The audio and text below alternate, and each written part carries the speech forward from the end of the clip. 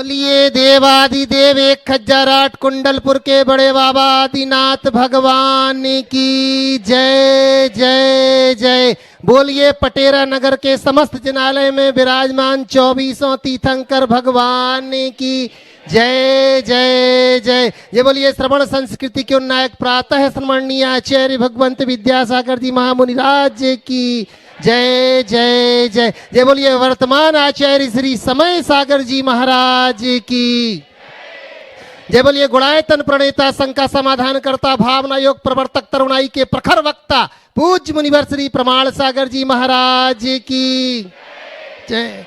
जय बोलिए पूज्य मुनिवर श्री निर्वेक सागर जी संधान सागर जी महाराज की जय जय जय। मुनि संघ की जय जय जय। प्रिय बंधुओं, कुंडलपुर की तलहटी पटेरा नगर में आयोजित देश के सर्वाधिक लोकप्रिय कार्यक्रम शंका समाधान में यहाँ उपस्थित एवं देश विदेश से जुड़े हुए उन सभी श्रद्धालुओं का जो कि पारस चैनल, जनवाणी चैनल एवं प्रामाणिक ऐप के माध्यम से इस कार्यक्रम का सीधा प्रसारण देख सुन व आनंद ले रहे हैं, उन सभी का मैं पटेरा दिगंबर जैन समाज की ओर से हार्दिक हार्दिक अभिनंदन करता हूं। बंधुओं, यह कार्यक्रम प्रारंभ हो उसके पूर्व अपन चलते हैं जिन्होंने शंका की नदी में बह रहे असंख्य भव्य जीवों को समाधान की नौका दी है, ऐसे पूज्य गुरुदेव के चरणों में चलते हैं वंदन करने के लिए। मेरे साथ आप सभी लोग शामिल हो जाएंगे, हाथों को जोड़ करके पूज्य गुरुदेव के चरणों में भो स्वामी नमोस्तु नमोस्तु नमोस्तु। बंधुओं, आपको विदित ही है कि पूज्य गुरुदेव का विहार चल रहा है। चलते चलते विहार पटेरा नगर में जिनके चरण रुक गए, ये निश्चित रूप से पटेरा नगर के लोगों के पुण्य की ही बलिहारी है कि पूज्य गुरुदेव के चरण यहाँ पर पड़ गए। और ना कि सिर पे चरण पड़े, अपितु बहुत सारे ऐसे कार्य होने थे। जैसे कि बंधुओं, मेरे सामने एक पर्ची आई है कि सेठ परिवार मंदिर से कि हम सब परिवार वालों का बहुत बहुत नमोस्तु महाराज श्री। हे गुरुवर, कल जब आपके समक्ष यह सेठ मंदिर के निर्माण के संबंध में बात रखी गई, आपके जादुई मुखारविंद से जो प्रेरणा मिली, 5 साल से चली आ रही समस्या 5 मिनट में हल हो गई। अब तो बस आंखों के सामने नए मंदिर का दृश्य झूलने लगा है महाराज श्री। लेकिन मन में एक छोटी सी टीस है गुरुदेव कि आपके भरपूर आशीर्वाद तो मिला, पर आपके समक्ष हम लोग शिलान्यास न कर पाए। महाराज श्री, ऐसा आशीर्वाद दो कि शिलान्यास भी हो जाए और साथ ही साथ मंदिर का निर्माण प्रतिष्ठा आपके सानिध्य में हो जाए। ऐसा मंगल आशीष पूरा सेठ परिवार और समूचा पटेरा नगर चाह रहा है। देखिए, पटेरा की समाज बड़ी धार्मिक और भक्त समाज रही है। गुरुदेव की कृपा पटेरा वासियों पर सदा बनी रही है। यहाँ पर बहुत दिन से आप लोगों के सेठ मंदिर के जीर्णोद्धार की भावना थी। मेरे पास कल भाव व्यक्त किए, चर्चा में बात आई। मुझे बेहद प्रसन्नता है कि आप लोगों ने तत्परता दिखाते हुए उसके लिए जो अपेक्षित व्यवस्था थी उसे काफ़ी अंशों में पूर्ण कर लिया। निवेदन आप लोगों का था कि शिलान्यास हो, पर अभी शिलान्यास के अनुकूल योग न होने के कारण हमने उसके लिए अपनी सम्मति नहीं दी और हमारा अब दूसरा योग बनने जा रहा है, आप सबको पता ही है। इसलिए आप लोगों ने जो संकल्प लिया भगवान के समक्ष, संकल्प से ही सिद्धि होती है। अपने संकल्प को साकार करने के लिए ठान लो और मन में दृढ़ता रखो कि हमें जल्दी से जल्दी मंदिर को साकार करना है। आपका सारा कार्य अच्छे से संपन्न होगा। जी, स्वाति जैन, आरती जैन भोपाल से अपना प्रश्न रखेंगी और इसी के साथ तैयार रहेंगी मीना जैन बेगमगंज से। तैयार रहेंगी मीना जैन बेगमगंज से। नमोस्तु गुरुवर, नमोस्तु। हम भोपाल से आए हुए हैं। गुरुवर, हमारा क्वेश्चन है कि हमारी जिज्ञासा है कि जो हम डेली भजन सुनते हैं तुमसे लागी लगन, तो हमने किसी प्रवचन में सुना था कि इस पूरे भजन में समय सार का सार दिया हुआ है, तो क्या यह सत्य है? और अगर सत्य है तो कैसे? देखो, अगर निश्चित पार्श्वनाथ भगवान का ये स्तवन अपने आप में बहुत ही उत्तम है और इसे मानिक चंद पाटनी पंकज अजमेर के निवासी हैं, उन्होंने रचा जी। अद्भुत रचना है। लेकिन जहाँ तक समय सार का सवाल है, समय सार में निश्चय धर्म की बात है और यहाँ व्यवहार धर्म की बात है, पर इसको समय सार से इसकी तुलना करना तो मुझे नहीं जचता। लेकिन ये स्तवन हर व्यक्ति के कंठ का हार बना हुआ है जी। और ये भगवान पार्श्वनाथ की वंदना में एक बड़ा सबल निमित्त है, हमें इसका लाभ लेना चाहिए। नमोस्तु गुरुवर। मीना जैन नमोस्तु, बेगमगंज से, और इसी के साथ तैयार रहेंगे नितिन जैन हैदराबाद से, और निधि जैन के बाद तैयार रहेंगे श्रीमती साधना सेठ पटेरा से। गुरुवरों के चरणों में नमोस्तु नमोस्तु नमोस्तु। छुल्लक जी को इच्छामी इच्छामी इच्छामी।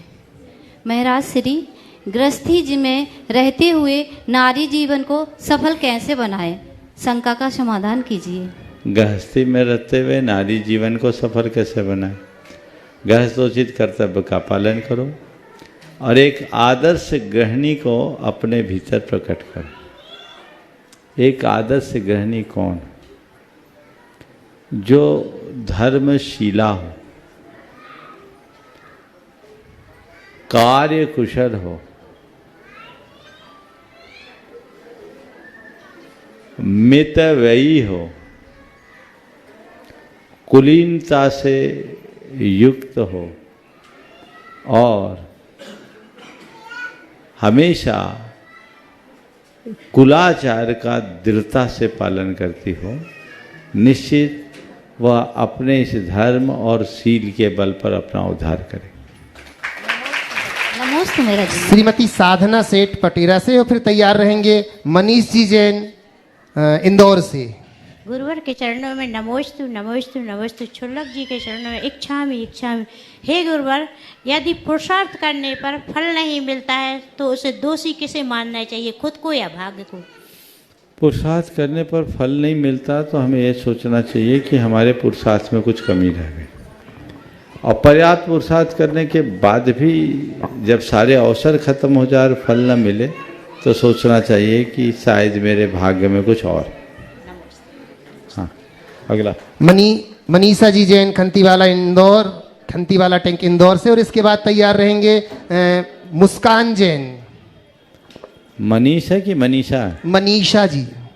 हाँ, मनीषा जी। अच्छा, मनीषा। हाँ, नितिन जैन हैदराबाद। हाँ चलो बोलो, लेट आए, इसके बाद मनीषा। हाँ बोलिए जी। अब मेरा सवाल है कि लिव इन द मूवमेंट को कैसे प्राप्त किया जाए और तनाव और चिंता से कैसे दूर रहा जाए? बहुत अच्छा सवाल। लिव इन द मूवमेंट को कैसे आत्मसात किया जाए और तनाव और चिंता से अपने आप को कैसे मुक्त किया जाए। देखिए, इसके लिए 4 उपाय करना चाहिए। वर्तमान में जीने के लिए हमें वस्तु के स्वरूप का स्मरण करना चाहिए। सबसे पहले व्यक्ति को ये देखना चाहिए कि हम जो सोचते हैं वो नहीं होता, और संसार में ऐसी कोई व्यवस्था भी नहीं है कि जो हम चाहें वो हो जाए। लेकिन जो हो रहा उसे हम चाहें, यह हमारे हाथ में। जो वस्तु स्वरूप का विचार करता है वो वर्तमान में जीने का आदी हो जाता है। दूसरी बात, व्यक्ति को संतोष को अपने जीवन का आदर्श बनाना चाहिए। अपने मन में संतोष का भाव जगाना चाहिए और ये देखना चाहिए कि मेरे पास जो है वो पर्याप्त है। तीसरी बात, व्यक्ति को बुरी स्मृतियों का त्याग करने का अभ्यास करना चाहिए, और बुरी स्मृतियों का त्याग करने के लिए उसे 2 उपाय करना चाहिए। एक तो चीज़ों को नज़रअंदाज करने की कला विकसित करनी चाहिए, और दूसरी क्षमा करने की सामर्थ्य जगानी चाहिए। अगर हमने ये दोनों बातें अपना ली तो अतीत की कोई भी स्मृति हम पर हावी नहीं होगी। दुःप्रसंग को नज़रअंदाज करें और दुर्व्यवहार होने पर हम उसे क्षमा करने की शक्ति विकसित करें। चौथी बात, भविष्य की कल्पनाओं से बचना चाहिए। यदि ये चारों बातें हम आत्मसात कर ले तो लिव इन द मोमेंट बड़ा आसान होगा। इसके साथ आपने और क्या पूछा था? तनाव और चिंता से बचे। 2 लाइनें बता देता हूँ, इसे आत्मसात कर लो, सारी चिंता और सारा तनाव दूर हो जाएगा। जो होता है सही होता है और जो होना होता है वही होता है। इसे अपने जीवन का मंत्र बना लो, पॉजिटिविटी बढ़ेगी, चिंता तनाव सब दूर होगा। मनीषा जैन इंदौर से, और इसके बाद तैयार रहेंगे मुस्कान जैन।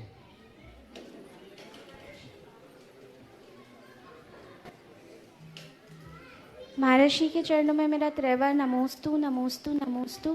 क्षुल्लक जी के चरणों में इक्षामि इक्षामि इक्षामि।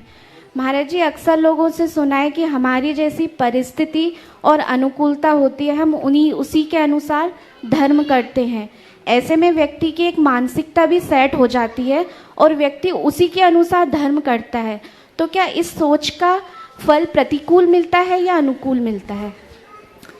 जैसी परिस्थिति है वैसा धर्म करना व्यक्ति के जीवन का रूटीन बन जाता है, लेकिन हर परिस्थिति में धर्म में टिके रहना व्यक्ति के जीवन की रूटीन बदल जाता है। तो हम अनुकूलताएं देखकर धर्म करें, ये कच्चापन है, पर प्रतिकूलताओं में भी अपने धर्म में स्थिर बनाए रहें, ये सच्चा धर्म है। तो हमें चाहिए कि चाहे जैसी भी प्रतिकूलता क्यों ना हो, अपने अंदर की स्थिरता बनाए रखें और जीवन को आगे बढ़ाएं। नमस्ते महाराज। मुस्कान जैन पटेरा से, और इसके बाद फिर तैयार रहेंगे सोनू बिनी जैन पाटन से। पूज्य गुरुवर के चरणों में त्रिवार नमोस्तु नमोस्तु नमोस्तु। क्षुल्लक जी के चरणों में इच्छामि इच्छामि इच्छामि। गुरुजी, मेरी शंका है कि जो व्यक्ति अधिक धर्म करता है, देखा जाता है कि वो हमेशा अधिकतर परेशानियों का सामना उसे करना पड़ता है, और जो धर्म नहीं करता है या कम धर्म करता है उसके लिए कम परेशानियां आती हैं। ऐसा क्यों होता है? ये बताओ, जो पढ़ाई करता उसको परीक्षा देनी पड़ती है कि जो स्कूल में नाम नहीं लिखा था वो परीक्षा देता है? बोलो। अरे परीक्षा तो उसी को देनी पड़ेगी जो पढ़ेगा। तो परेशानियां तो उसके ही सामने आएगी जो धर्मी होगा। अधर्मी के सामने क्या परेशानियां? कसौटी पर सोने को कसा जाता, पीतल को नहीं। परीक्षा सतियों की होती है, बेश्याओं की नहीं।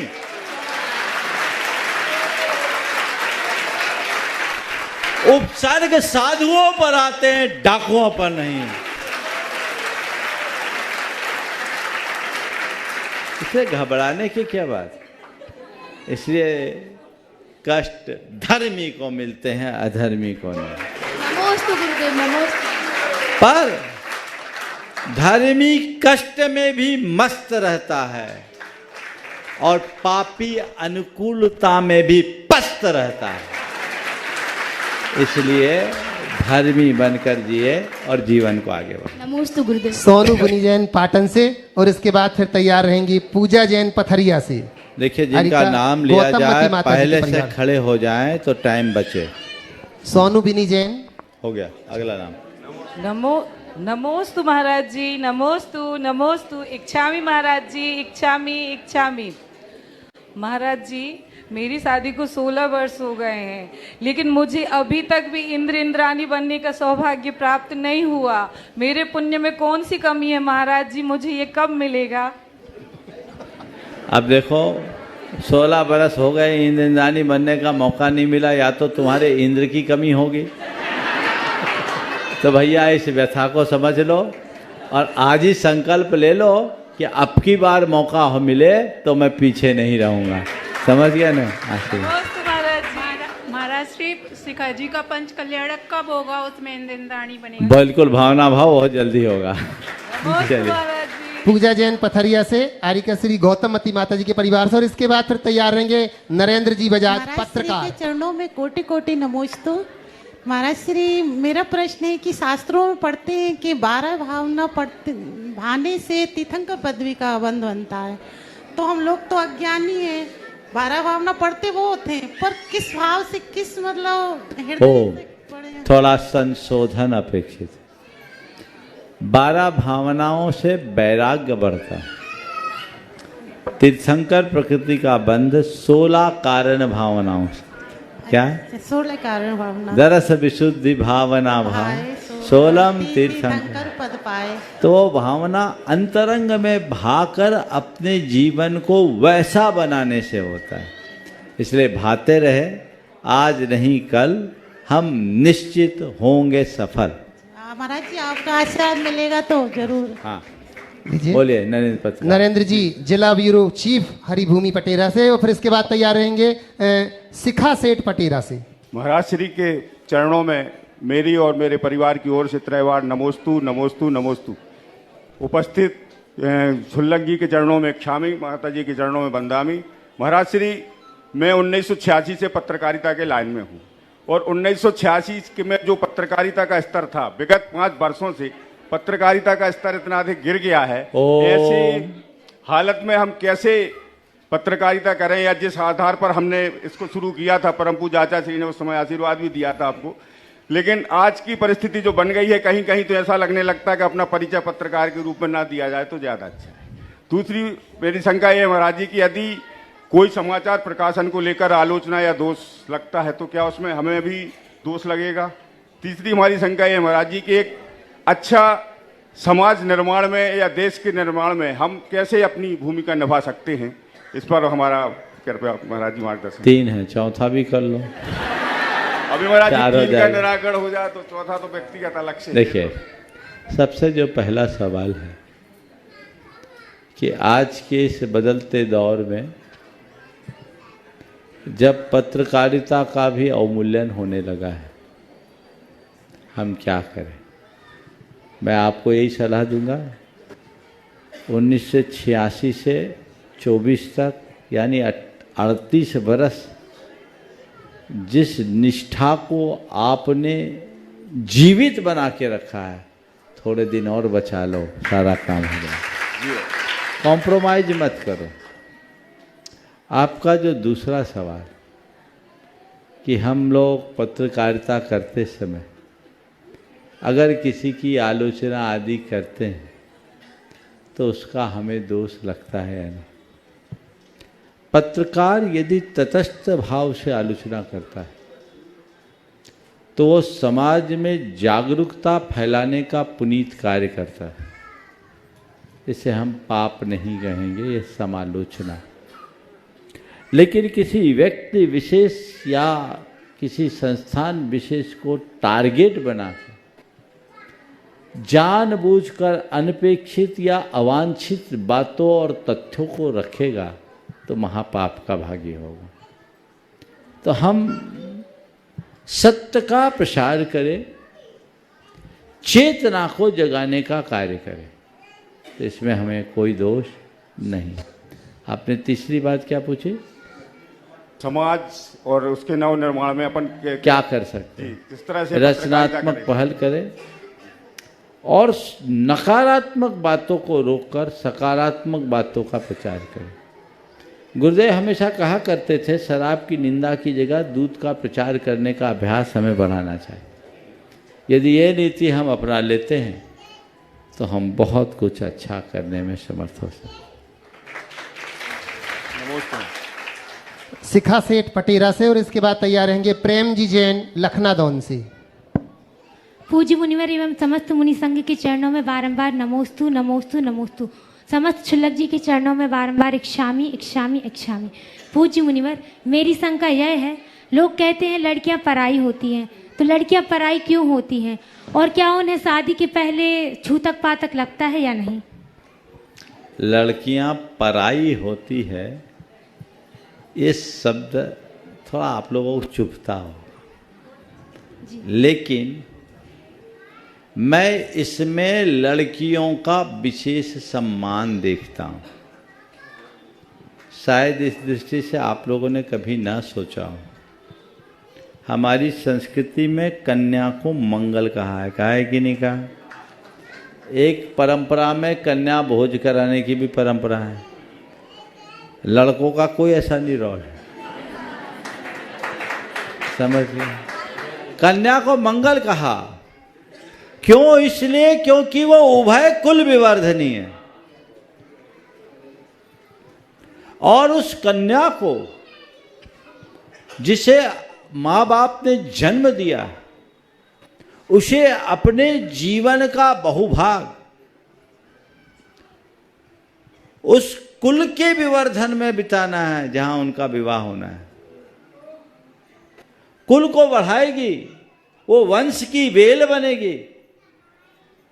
तो माँ बाप सोचते हैं कि हमारी बेटी को हमारे घर कम और पर घर में ज़्यादा जाना है, तो हमें इसे ज़्यादा संभाल कर रखना है, क्योंकि ये बेटी पराई है, इसकी ज़्यादा संभाल करनी है। कोई धरोहर किसी की हो तो संभालते कि नहीं? इसलिए बेटियों के प्रति ज़्यादा केयरफुल बने रहने के लिए ये शब्द गढ़ा गया है। इसमें गर्व की अनुभूति होनी चाहिए, शर्म और संकोच की नहीं। समझ गए? और अपने संस्कारों और सरोकारों के प्रकाश से दोनों कुलों की का दीप बनने का सौभाग्य प्राप्त करना चाहिए। महाराज श्री लखनऊ सकल जगम्बर जैन समाज एवं गौशाला परिवार की ओर से नमोस्तु नमोस्तु नमोस्तु छुल्लक महाराज जियों को इच्छामी बंदामी माता जी। महाराज श्री लखनऊ में आचार्य श्री के आशीर्वाद से अभी करीब 3-4 महीने से गौशाला चल रही, जिसमें हमारे पास करीब 250 पशु हैं। 250 पशुओं का संरक्षण हो रहा है और अपने दैनिक कर्तव्य करते हुए हम पशु सेवा कैसे कर सकते हैं, कृपया मार्गदर्शन दें।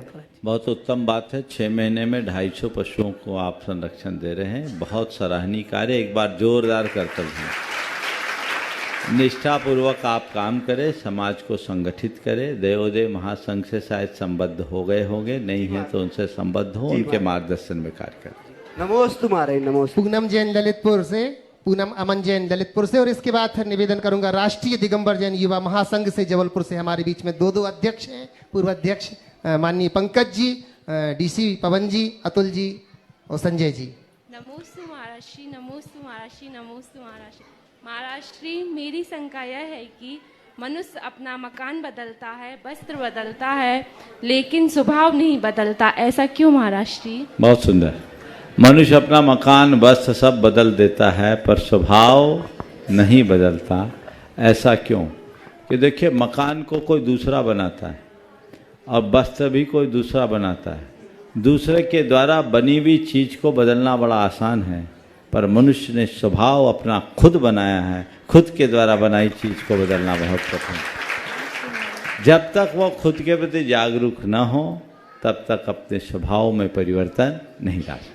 राष्ट्रीय दिगंबर युवा महासंघ से जबलपुर से पंकज जैन एमडी, पवन कुमार जी LIC, अतुल जी एम्प्रेस और संजय जी स्वास्तिक हमारे बीच में है, अपना प्रश्न रख रहे हैं। और इसके बाद तैयार रहेंगे आशी जैन इंदौर से। महाराज जी के चरणों में बारंबार नमोस्तु, छुल्लक जी के चरणों में इच्छामी, माता जी को वंदनामी। महाराज जी, सर्वप्रथम आपके चरणों में हम लोग जबलपुर सकल जैन समाज की ओर से, राष्ट्रीय दिगंबर जैन युवा महासंघ की ओर से बारंबार नमोस्तु करते हुए एक निवेदन अर्पित करते हैं कि महाराज जी, जबलपुर की जैन समाज ही नहीं, पूरी संस्कार धानी के लोग आपके चरणों की रज पाने के लिए आतुर है, और संपूर्ण समाज आपको लेके वहाँ पलक पावड़े बिछा के आपका इंतजार कर रही है।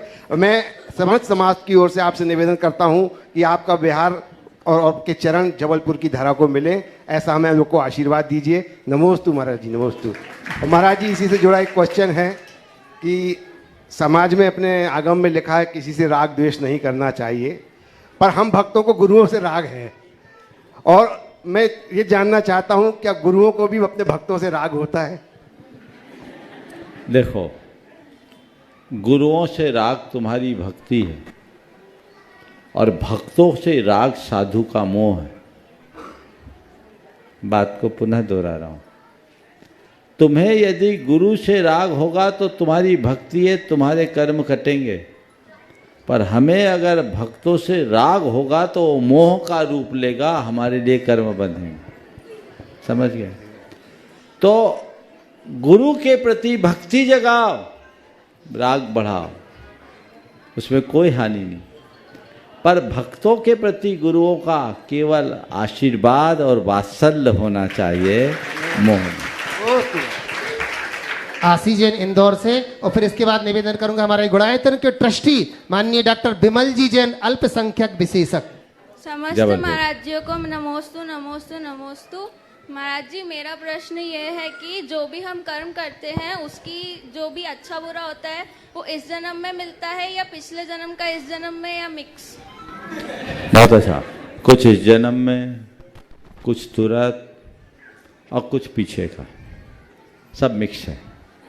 समझ गया? अब उदाहरण देता हूं। हमको दिखता नहीं कि हमने जो कुछ किया उसका फल हमें तुरंत तुरंत मिला, लेकिन मेरी नज़र से देखोगे तो आप ये महसूस करोगे कि सब फल तुरंत मिल रहा है।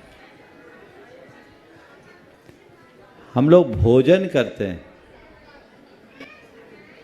क्या भोजन करते ही शरीर में खून बन जाता है? नहीं, टाइम लगता है ना, पूरी प्रोसेस होती है। पर भोजन करने से खून तुरंत भले ना बने, पर भोजन करने से शरीर में सत्व तो तुरंत आ जाता है, आता है ना? इसी तरह हम कोई अच्छा कर्म करें तो उसका फल तुरंत हमें नहीं दिखता। हमने तुरंत कोई पुण्य किया, फल आ जाए और हमारा सब अनुकूलताएं दे दे, तुरंत नहीं दिखता। लेकिन अच्छा कर्म करते ही मन की जो प्रसन्नता होती है तुरंत होती है, तुरंत मिला कि नहीं? मिला।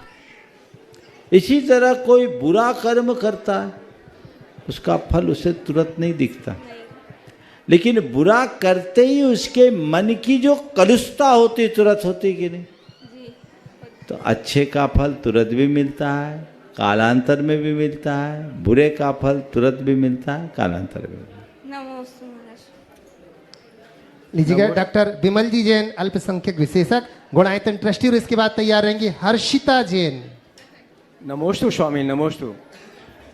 मेरा एक शंका है कि भगवान ऋषभ देव को 1000 वर्ष तप करने के बाद केवल ज्ञान हुआ, और वहीं पे उनके पुत्रों को, माँ बाहुबली स्वामी को 1 वर्ष लगा, और भरत जी को और भी कम क्षण में उनको केवल ज्ञान हुआ, अंतर मुहूर्त में हो गया। तो हाँ। अंतर मुहूर्त में ज्ञान हुआ। तो ऐसा क्या बहुत ज़्यादा सल्लित ही आचार्य ऋषभ देव महाराज के पास, जिसकी वजह से 1000 वर्ष उनको केवल ज्ञान प्राप्त करने में लग गया? कृपया शंका का समाधान करें। ये एक संयोग है। अंदर का अकाउंट जब तक सेटल नहीं होगा, केवल ज्ञान कैसे हो? ऋषभ देव का कार्मिक अकाउंट कुछ ऐसा था, उस अनुरूप ध्यान की एकाग्रता उनकी वैसी नहीं बन पाई, इसलिए उन्हें 1000 वर्ष लग गए, ऐसा हम मान सकते जी।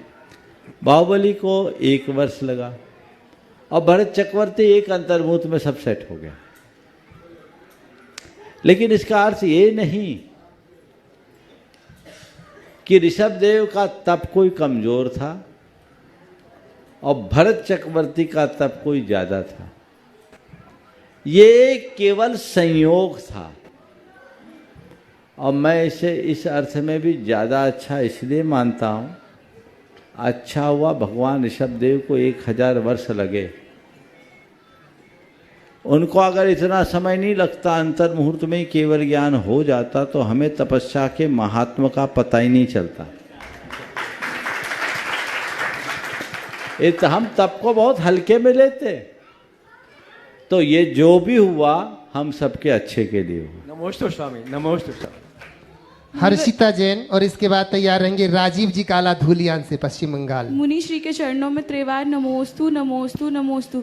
मुनि श्री, मेरी जिज्ञासा यह है कि जब हम अपने घर में नवदभक्ति पूर्वक चौका लगाते हैं पवित्र भावों से, तो कुछ पाप कर्म के उदय से वो चौका खाली चला जाता है, जिससे हमारे मन में अनेक विकल्प आते हैं और भावों में परिवर्तन हो जाता है। तो उससे हमें क्या दोष लगता है, कौन से पाप का बंध होता है और इन विकल्पों से हम कैसे बच सकते हैं?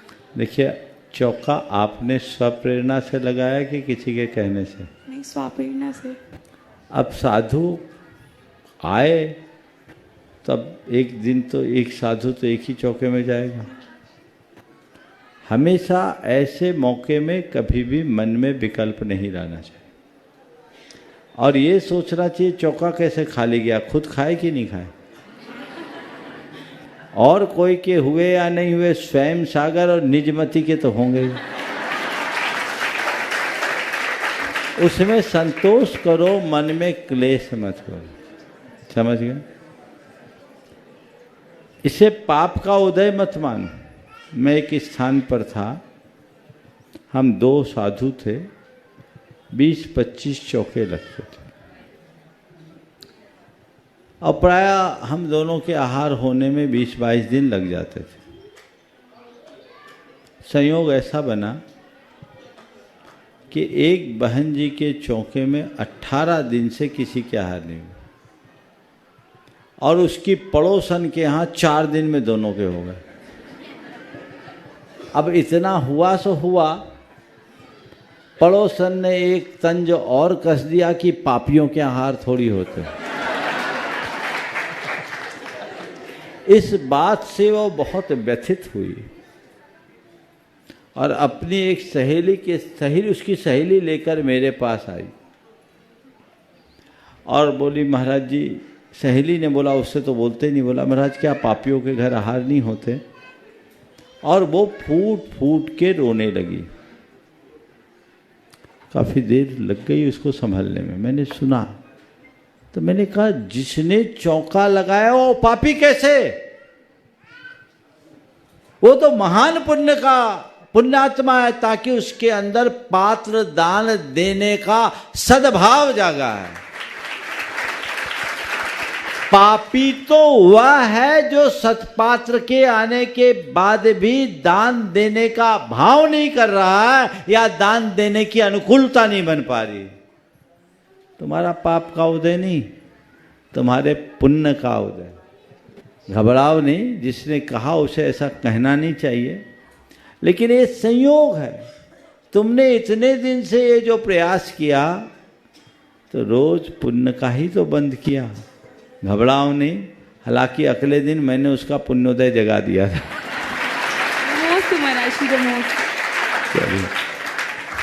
राजीव जी काला धूलियान से और इसके बाद तैयार रहेंगे जिनेंद्र जी बड़कुल पटीरा से। हेलो, मम इष्ट गुरुदेव के चरणों में तिरुवार नमोस्तु, मंचासीन सभी मुनिराजों के चरणों में नमोस्तु। महर्षि, मैं राजीव काला धूलियान पश्चिम बंगाल से। मेरी शंका ये है, आजकल ऑनलाइन का प्रकरण बहुत तेज़ी से बढ़ रहा है। तो मेरे साथ एक घटना घट चुकी है महाराज जी। मैं एक मित्र के यहाँ खाना खाने गया, उसके यहाँ कुछ बना नहीं था, उसने ऑनलाइन से मंगवाया। खाना खाने के बाद मेरे को ये पता लगा जो ऑनलाइन डिलीवरी था उसमें वेज भी था और नॉन वेज भी था। उसने वेज खाना वहाँ दे दिया, हम लोग ने खा लिया। बाद में ये पता लगा, तो इस समय हम लोग, मेरा नियम है कि मैं वेज में खाता हूँ, तो इस टाइम हमको क्या करना चाहिए? आजकल जोमेटो और स्विगी बहुत तेज़ी से बढ़ रहा है। देखिए, ऑनलाइन के संदर्भ में तो मैंने अनेक बार प्रकाश डाला है। इससे कई अन्य तरह की समस्याएं भी बढ़ रही हैं। डिलीवरी बॉयज आपके घरों में सीधे प्रवेश पा रहे हैं। आपके घर के माँ बहनों के नंबर उनके पास जा रहे हैं और इनका दुरुपयोग हो रहा है। अनेक दुर्घटनाएं भी घटी। इसलिए इन सब बातों पर गंभीरता से विचार करना चाहिए। और सब चीज़ें ऑनलाइन होने से धीरे धीरे लोगों का रोजगार खत्म हो रहा है। आम लोगों की दुकानदारी ठप हो रही। आंकड़े बताते यदि यही सब चलता रहा तो आने वाले 20 सालों में यहाँ का पूरा मार्केट कुछ कंपनियों के हाथ में रह जाएगा और सबकी दुकानों पे ताला लग जाएगा। इसलिए आप वेज नॉन वेज की बात कर रहे हो, मैं तो ऑनलाइन की बात को ही प्रोत्साहित करना नहीं चाहता। आप अपनी थोड़ी सी सुविधा और थोड़े से लाभ के पीछे यदि ऐसा करते हैं तो मेरी दृष्टि से इससे समाज के एक बहुत बड़े वर्ग को नुकसान पहुंचाने का अपराध करते हैं। इसलिए जो चीज़ें सुलभ हो उसे प्रत्यक्ष लेना ही आपका ध्येय बनना चाहिए। ऑनलाइन उन्हीं वस्तुओं को लें जो प्रत्यक्ष सुलभ न हो। हम अपने प्रत्येक कार्य में औरों को लाभ दें जिससे सामने वाला भी लाभान्वित हो सके, ऐसा सुप्रयास सबको करना चाहिए। और आपने जो बोला ऑनलाइन खाना आप मंगाते हैं, वेज नॉन वेज दोनों आता ही है, तो हमें इनका पूरा परहेज करना चाहिए। और यदि यही सब कुछ है तो खुद प्रत्यक्ष जाकर जांच परख करके ये सब चीज़ें लेनी चाहिए। सुविधाओं के साथ हम यदि अपनी निष्ठा खोते हैं तो इससे बड़ा भयानक पाप और क्या होगा, इसलिए हमें ध्यान रखना चाहिए। महर्षि, आज से मैं ऑनलाइन से जो मंगाया हुआ भोजन आएगा उसका आजीवन त्याग कर। बहुत सुंदर, बहुत सुंदर। और लोगों को भी प्रेरणा लेनी चाहिए। मैं चाहूंगा कि आज ऐसे कितने लोग यहाँ पर बैठे हैं जो ये संकल्प करते हैं, हाथ ऊपर करके संकल्प करें कि ऑनलाइन मंगाया हुआ भोजन हम नहीं करेंगे। बहुत सुंदर, बहुत सुंदर। जो लोग ऑनलाइन ये कार्यक्रम देख रहे हैं वो भी संकल्पित हो जाए। उन लोगों से भी निवेदन कर रहा हूँ जो इस कार्यक्रम को देख रहे हैं वो भी संकल्प में साक्षी हो जाएं और शामिल हो जाएं। चलिएगा, बहुत जय बोलिए परम पूज्य मुनिवर श्री प्रमाण सागर जी महाराज की। और अब लीजिए जिनेंद्र जी बड़कुल, और इसके बाद तैयार रहेंगे श्रीमती सीमा जैन महाराजपुर से। ओम। इसके बाद मंच पे टाइम हो गया, बोलिए जल्दी। पूज्य मुनि संघ के चरणों में कोटि कोटि नमन बंदामी। एक मिनट, पहले इनको दे दो, इनको जाना है माता जी। परम पूज्य माता जी के चरणों में वंदन करते हुए श्री आर्यका श्री समितिमती माता जी से निवेदन कर रहा हूँ वो अपनी जिज्ञासा। नमोस्तु महाराज जी, नमोस्तु। हमारी शंका है कि जो काल चल रहा है, इस काल में प्रत्येक व्यक्ति का मन स्थिर नहीं रहता है, उसे कैसे स्थिर करें, निकाट आत्मा कैसे सोच विचार करें। जो काल चल रहा है इसमें मन स्थिर नहीं रहता है। हाँ, इस काल में मन स्थिर नहीं रह रहा है, हम क्या करें। मन तो किसी काल में स्थिर नहीं रहा, मन को स्थिर करना पड़ता है और अभ्यास और वैराग्य के बल पर ही मन को स्थिर किया जा सकता है। हम तत्व ज्ञान का आलम्बन लें, तत्व चिंतन करें, अभ्यास करें और वैराग्य की वृद्धि से अपने मन को स्थिर करें। ओम। हाँ, जिनेंद्र जी बड़कुल। बड़कुल डालचंद जी की ओर से, रंजू दीदी की ओर से, बड़कुल परिवार की ओर से नमोस्तु महाराज जी, नमोस्तु इच्छामी महाराज। महाराज जी, हम जब हमें उपास करना पड़ता है तो मैं अपनी पत्नी की मम्मी मतलब सास की बुराई कह देता हूँ तो अपने आप उपास हो जाता है। हाँ। और दूसरे दिन जब हम पारणा करना चाहते हैं, दूसरे दिन जब पारणा करते हैं तो हम अपनी मम्मी की मतलब उसकी सास की बुराई करते हैं तो बहुत अच्छे व्यंजन बन जाते हैं। बहुत अच्छी पारणा हो जाती है। हाँ। महाराज जी, हम ऐसा आपसे कोई ऐसी घुट्टी चाहते हैं कि मैं अपनी पत्नी नहीं, अधिकांशतः महिलाओं के साथ ऐसी स्थिति है कि ऐसी घुट्टी पिला दें कि दोनों सास और उसकी मम्मी को दोनों को एक समझें। लगता है घरवाली यहाँ उपस्थित नहीं है। है तो नहीं, तभी इतनी हिम्मत कर रही है। इसलिए महाराज अब घर जाओगे तो खैरियत नहीं है। अब खैरियत नहीं होगी। हालांकि चलो, ये विनोद की बात है, मैं समझ रहा हूँ जिनेंद्र ने जो सवाल किया है अपने पर ढाल कर किया है, लेकिन ये शायद उसके साथ तो ऐसा नहीं होता।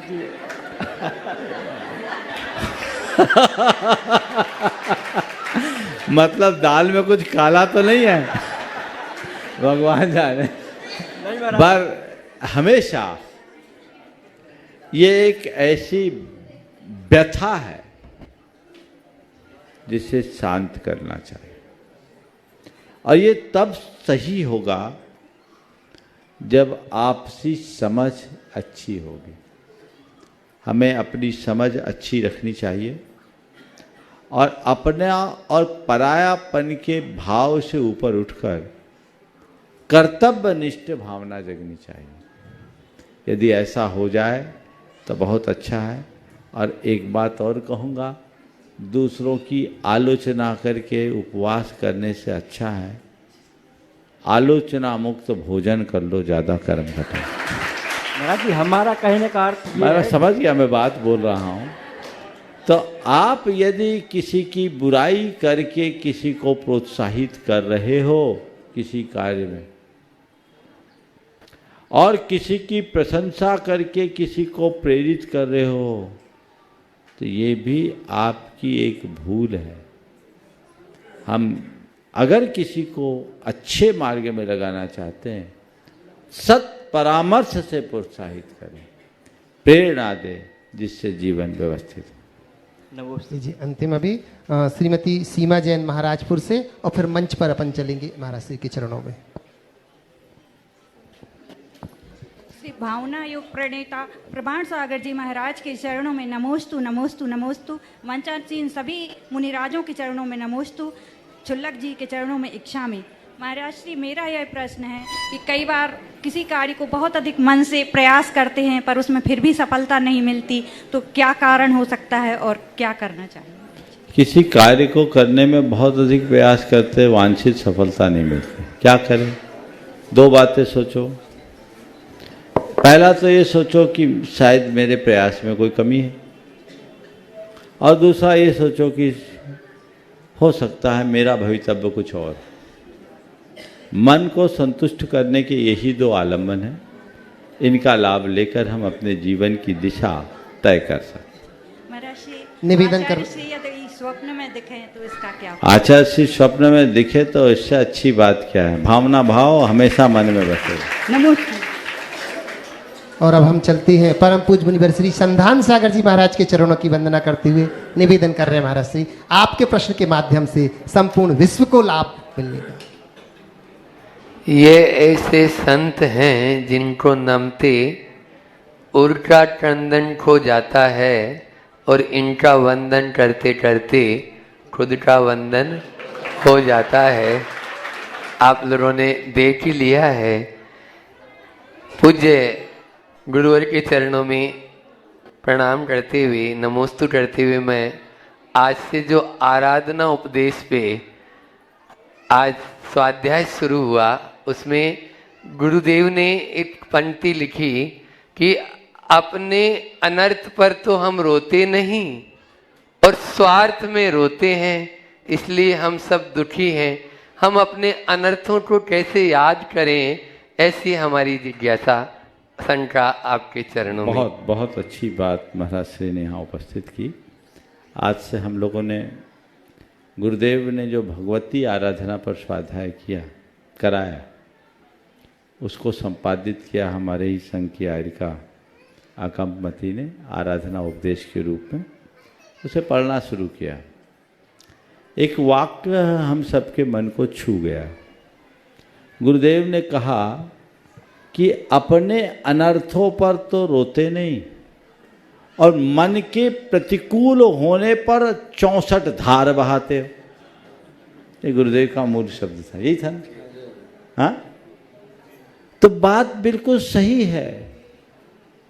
मन के प्रतिकूल होने पर रोना रोने वाले जिंदगी भर रोते रहेंगे, लेकिन अपने अनर्थों की समीक्षा कर कर आंसू बहाने वाले का रुदन हमेशा हमेशा को मिट जाएगा। उसके लिए क्या करे? एक अभ्यास करे। रोज एकांत में बैठे, शाम को सोने से पूर्व भगवान को, गुरु को साक्षी माने, सुबह से शाम तक के विचारों को रिकॉल करे और देखे कि आज मेरे द्वारा क्या क्या गलत हुआ, मैंने कहाँ गलत बोला, कहाँ गलत व्यवहार किया, कहाँ गलत विचार किया, और तत्क्षण अपनी निंदा करे, ग्रह करे और मन ही मन इस बात के लिए संकल्पित हो जाए कि अब मैं इसकी पुनरावृत्ति से बचूंगा। यदि ये भाव निरंतर हो और ऐसा अभ्यास जग जाए तो हम अपनी दुष्प्रवृत्तियों से बहुत अंशों में बच सकते हैं। लेकिन ये एक बहुत बड़ी बात है कि हम लोगों को ऐसी बातें सोचने का मन ही कम होता है, हम बाकी बातों में लग जाते हैं। इसलिए मन का रोना रोने की जगह मन को सदाबहार प्रसन्न बनाए रखने की कला सीखना चाहिए और अपने दोषों दुर्बलताओं को दूर करने के लिए संकल्पित होना चाहिए। अब मैं निवेदन कर रहा हूँ परम पूज्य मुनिवर श्री निर्वेक सागर जी महाराज के चरणों की वंदना करते हुए, वो स्वामी आपके प्रश्न के माध्यम से संपूर्ण विश्व को हर्ष हो। मुनि श्री को नमोस्तु करते हुए पौराणिक एक घटना गुरु मुख से सुनी थी कि भरत चक्रवर्ती जब विजय यात्रा पर निकले और आधी विजय यात्रा होने के पश्चात एक वृषभगिरी पर्वत पड़ा और उस पर चक्रवर्ती का अपना नाम उत्कीर्ण हो, इस हेतु उन्होंने अपने सेनापति को भेजा। और वहाँ पर जब वो सेनापति पहुँचा, उसने देखा 100 योजन प्रमाण जो लंबा चौड़ा पहाड़ था, पर्वत था, उसमें एक स्थान भी ऐसा नहीं था जहाँ पर कि भरत चक्रवर्ती का नाम लिखा जा सके। जब चक्रवर्ती को पता हुआ तो उसने आदेश दिया कि वह किसी एक नाम को मिटा करके वहाँ पर भरत चक्रवर्ती का नाम उत्कीर्ण किया जाए। प्रश्न ये उठता है, छायिक सम्यक दृष्टि तदभव मोक्षगामी, और चक्रवर्ती के मन में अपने नाम की चाहत थी या ये सहज नियोग था? कई बार व्रतों को धारण करने के बाद भी इस प्रकार की कामना मन में बनी रहती है। आखिर यह कामना किस कारण से होती है और इससे कैसे बचा जा सके? कृपया समाधान करें। यदि मैं छायिक सम्यक्ति का पक्षपाती बनकर उत्तर दूं तो मैं यही कहूंगा कि एक नियोग था, और मानवीय दुर्बलताओं को ध्यान में रखकर कहूं तो मैं कहूंगा ये सहज प्रयोग था। चक्रवर्ती भले छायिक सम्यक दृष्टि था पर उसका मन कांक्षातीत नहीं था। अगर उसके अंदर राज्य की आकांक्षा नहीं होती तो हजारों वर्षों तक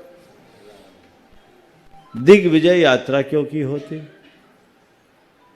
यदि उसके मन में अपने आप को चक्रवर्ती बनाने का प्रबल भाव नहीं होता तो चक्र रथ रुकने के बाद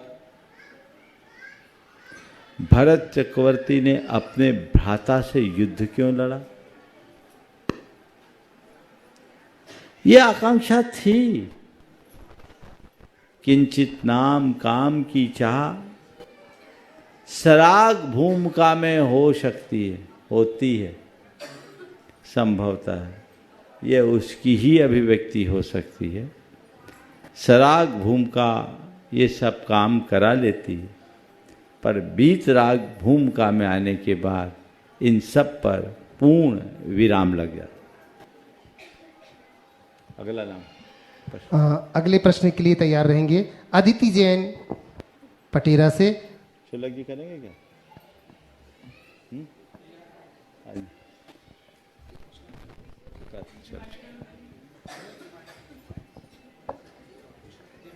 मुनि श्री के पावन चरणों में तीवा नमोस्तु नमोस्तु नमोस्तु। मंचासीन समस्त मुनिराजों के चरणों में नमोस्तु। क्षुल्लक जी के चरणों में इच्छामि।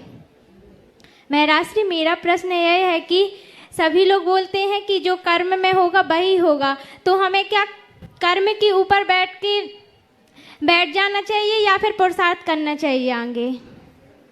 जो कर्म में होगा वही होगा, ये अर्ध सत्य है, पूर्ण सत्य नहीं। इसे मानो पर इसी के भरोसे मत रखो।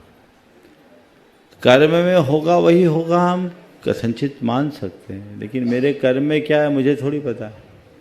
मुझे तो ये पता है कि मुझे करना क्या है। तो जिसका मुझे पता है वो मैं करूं, जिसका मुझे पता ही नहीं उस पर ध्यान क्यों धरूं? समझ गए? तो जो कर्म में होगा वही होगा, इस विचार को मत लाओ। जो करना है मैं वही करूं, इस विचार को अपने जीवन में आगे बढ़ाओ। बंधुओं, जैसे कि आपको विदित ही है कि पूज्य श्री का बिहार चल रहा है कुंडलपुर से, और बिहार की श्रृंखला में ये बीच में तो पड़ाव था। कल की संभावित आहारचर्या जो है देवडोंगरा ग्राम में होगी। मैं आप लोगों से ये सुझाव संभावित, आप कोशिश करते हैं, भगवान से प्रार्थना करें कि यहाँ ही रुकें, ये अच्छी बात है। अगले प्रश्न के लिए एक और मैं यहाँ पर आवाज दे रहा हूँ श्रीमती शैली शशांक सिंघई पटेरा से। इसके बाद मीना जैन पटेरा से तैयार रहेंगी।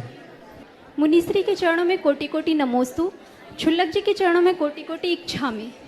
मुनिश्री, मेरा प्रश्न यह है कि हमारी महाराज श्री, मेरा प्रश्न यह है कि हमारी छोटी सी समाज संत पंथ ग्रंथ में ना भटक करके सामाजिक एकता कैसे लाए? कृपया मार्गदर्शन प्रदान कीजिए। संत पंथ मत में ना भटक कर सामाजिक एकता में कैसे लाए? मैं तो एक ही बात कहता हूँ, संत अलग होंगे, पंथ अलग होंगे, मत अलग होंगे, तो लोगों के अभिमत भी अलग अलग होंगे। इसको कोई नहीं रोक सकता। लेकिन मैं ये कहना चाहूँगा, चाहे संत कितने भी हो, पंथ कितने भी हो, मत कितने भी हो, हम अपने हृदय में संतवाद, पंथवाद और मतवाद को पनपने न दें। हमारी जिस पर श्रद्धा है हम उनके अनुरागी बने, लेकिन औरों की उपेक्षा न करें। हमारी जो आस्था है हम उसके अनुरूप अनुकरण करें, पर दूसरों पर थोपने का प्रयत्न न करें। एक वाक्य में मैं कहूँगा, हम पंथ नहीं पथ देखें, रास्ता अपने आप स्पष्ट हो। मीना जी पटेरा से माइक पहुंचाएं अतिशी,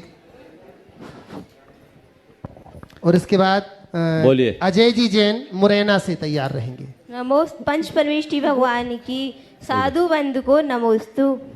गुरुदेव, श्रवण संस्कृति की ख्याति व्यक्तिगत स्तर पर हम किस प्रकार कर सकते हैं? शंका का समाधान करें गुरुदेव। संस्कृति की ख्याति व्यक्तिगत स्तर पर हम किस प्रकार कर सकते? श्रमण संस्कृति के अंग बनो, हिस्सा बनो, अपने जीवन में श्रमणत्व को प्रकट करो। आप आर्यिका बनकर, बाकी लोग मुनि बनकर, या एक अच्छे श्रावक और श्राविका बनकर अपने जीवन को इतना निखारो कि देखकर सामने वाले खुद प्रभावित हो जाए। श्रमण संस्कृति अपने आप वृद्धिंगत होगी। बोलिए। श्री गुरुवर जी के चरणों में कोटि कोटि नमोस्तु। मंचासीन सभी मुनिवरों के चरणों में नमोस्तु नमोस्तु। इच्छामि इच्छामि महाराज जी। गुरुवर, मेरा प्रश्न यह है कि जो सम्यक वो बताएं 7 तत्वों पर सच्चा श्रद्धान सम्यक दर्शन है, तो उन जीव अजीव बंध संवर निर्जरा मुक्त, आश्रव बंध संवर, आश्रव बंध संवर निर्जरा मुक्त, तो गुरुवर इन पर कैसा मतलब श्रद्धान कैसा क्या करें जिससे वो सम्यक दर्शन वो समझ में नहीं आता? इनके स्वरूप का चिंतन करते हुए अपने हृदय में इस बात को बैठाने का अभ्यास करें कि यही वस्तु का स्वरूप है और यही मैं। केवल परिभाषा रटने से काम नहीं हो, उसकी वैसी भाव भाषणा हो और उस तरह की अनुभूति हो, तो हम सबका पथ प्रशस्त होगा और हम अपने जीवन को आगे बढ़ा सकेंगे। समय आप सबका हो गया, यहीं पर विराम। बोलिए परम पूज आचार्य गुरुवर श्री विद्यासागर।